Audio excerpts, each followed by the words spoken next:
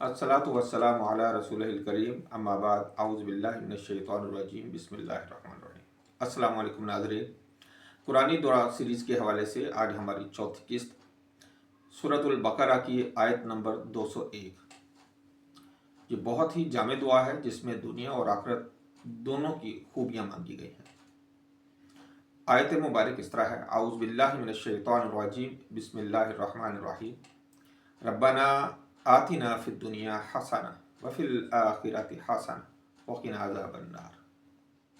तर्जमा, ए हमारे रब, हमें दुनिया में भी भलाई अता फरमा और आखिरत में भी भलाई अता फरमा और हमें आग के अजाब से बचा ले। नाज़रीन, ये दुआ कुरान करीम की सबसे जामे और मुतवाज़न दुआओं में से एक दुआ है जो दुनियावी और उखरवी दोनों की कामयाबी के हवाले से इल्तिजा करती है। सूरतुल बकरा आप जानते हैं कि मदीना मुनव्वरा में नाजिल हुई, ये मदनी सूरत है। शान नज़ूल अगर हम इस आयत का देखें, ये आयत हज के जो अहकामात हैं उनके सियाक में नाजिल हुई है।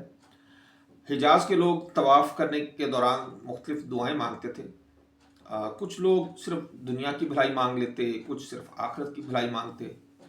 अल्लाह रब्बुल इज़्ज़त ने ये दुआ कुरान पाक में नबी पाक सल्लल्लाहु अलैहि वसल्लम के तवस्सुत से हम तक पहुँचाई, जो दोनों जहानों की खैर और जहन्नुम से हिफाजत मांगती है। ये मोमिनों को दर्स देती है कि अल्लाह से मुकम्मल और जामे भलाई मांगे, ना कि सिर्फ एक ही जानिब की। नबी पाक हज़रत मोहम्मद मुस्तफ़ा अहमद मुज्तबा सरकार दो आलम सल्लल्लाहु अलैहि वसल्लम ये दुआ बहुत कसरत से मांगा करते थे। सही बुखारी 4522 नंबर और सही मुस्लिम में 2690 नंबर हदीस में आप सल्लम का सबसे ज़्यादा पढ़ी जाने वाली दुआ के हवाले से जिक्र होता है। एक रिवायत में कि आप सल्लल्लाहु अलैहि वसल्लम काबा के दो अरकान, जो रुकन यमानी है और हजर असवद, इन दोनों के दरमियान में ये दुआ पढ़ते होते थे। ये हजूर नबी पाक हज़रत मोहम्मद मुस्तफ़ा सल्लल्लाहु अलैहि वसल्लम की सुन्नत है। ये दुआ हज, उम्रा, तवाफ़ और रोज़मर्रा की ज़िंदगी में पढ़ी जाने वाली दुआ है। आइए इसकी हम मुख्तसर तफसीर का मुलाहिज़ा करते हैं।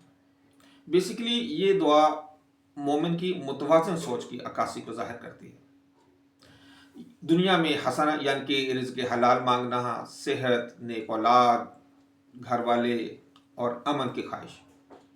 इसी तरह आखिरत में हसना से मुराद अल्लाह रब्बुल इज़्ज़त से उसकी जन्नत मांगना, उससे मगफ़रत यानी कि उससे तौबा यानी कि उससे मुआफ़ी मांगना।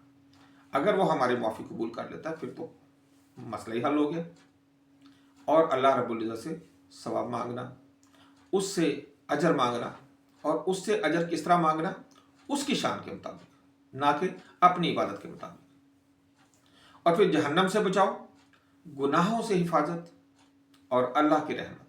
ये दोनों चीज़ें हमें इस सूरा के आखिरी हिस्से में, इस आयत के आखिरी हिस्से में समझ आती है कि जहन्नम से जब हम बचाओ मांगते हैं तो उससे मुराद ये है कि या अल्लाह, हमें इस दुनिया में तू गुनाहों से बचा और अपनी रहमत से हमें नवाज, ताकि हम तेरी जो तूने जहन्नुम बनाई है गुनाहगारों के लिए, तो उससे हमें तो बचा ले।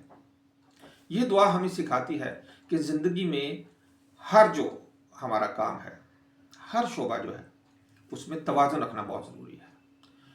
न सिर्फ ये कि अल्लाह रब्बुल इज़्ज़त से दुनिया की अच्छाई मांगे, यानी कि दुनिया की कामयाबियाँ मांगे, बल्कि साथ में आखिरत की कामयाबियाँ भी अल्लाह रब्बुल इज़्ज़त से मांगे। इस हवाले से डॉक्टर असरार अहमद रहमतुल्लाह अलैह क्या फरमाते हैं, ये दुआ मोमिन की मुतवाज़न ज़िंदगी की अलामत है जो दुनियावी कामयाबी और उखरवी निजात दोनों मांगती है। जहन्नम से बचाव की इल्तिजा अल्लाह रब्बुल इज़्ज़त की रहमत और उस पर भरोसे की निशानदही करती है। इसी तरह मौलाना मौदूदी रहमतुल्लाह क्या फरमाते हैं, आपने फरमाया कि हज के सयाक में नाज़िल होने वाली ये आयत, ये दुआ बहुत जामे है। हसना से मुराद नेक अमाल और अल्लाह रब्बुल इज़्ज़त की रज़ा है। अल्लाह ऐसे बंदों को दोनों जहानों का हिस्सा अता फरमाता है। اسی طرح جب ہم مولانا اشرف علی تھانوی رحمۃ اللہ علیہ کی تفسیر کو دیکھتے ہیں تو وہاں سے ہمیں معلوم ہوتا ہے کہ طواف میں پڑھی جانے والی یہ دعا جو روحانیت اور توازن سکھاتی ہے، دنیا کی حسنہ سے مراد نیک زندگی کو یہ ظاہر کرتی ہے، جبکہ آخرت کی حسنہ سے مراد جنت کو یہ ظاہر کر رہی ہے۔ اسی طرح حضرت مولانا احمد رضا خان بریلوی رحمۃ اللہ علیہ یہ دعا برکت والی ہے جو توحید اور رحمت کی بنیاد پر دنیا اور آخرت کی خیر مانگتی ہے۔ حضور نبی پاک صلی اللہ علیہ وآلہ وبارک وسلم کی یہ سنت مبارکہ ہے۔ جب ہم بات کرتے ہیں ڈاکٹر طاہر القادری صاحب کی تو یہ دعا شخصیت کی تعمیر اور اللہ کی رحمت کی جامع التجا کرتی ہوئی ہمیں نظر آتی ہے، جو جدید دور میں بھی توازن کی اہمیت سکھاتی ہے اور ہمیں یہ بتاتی ہے کہ ہمیں ہر لحاظ سے اپنی زندگی کے ہر شعبے میں توازن برقرار رکھنا چاہیے۔ نیکسٹ دعا تک کے لیے اجازت دیجیے گا، انشاءاللہ قرآن پاک کی اگلی آیت کے حوالے سے، ایک اگلی دعا کے حوالے سے اب تک دوبارہ حاضر ہوں گے۔ تب تک کے لیے اجازت، اللہ حافظ، السلام علیکم ورحمۃ اللہ وبرکاتہ۔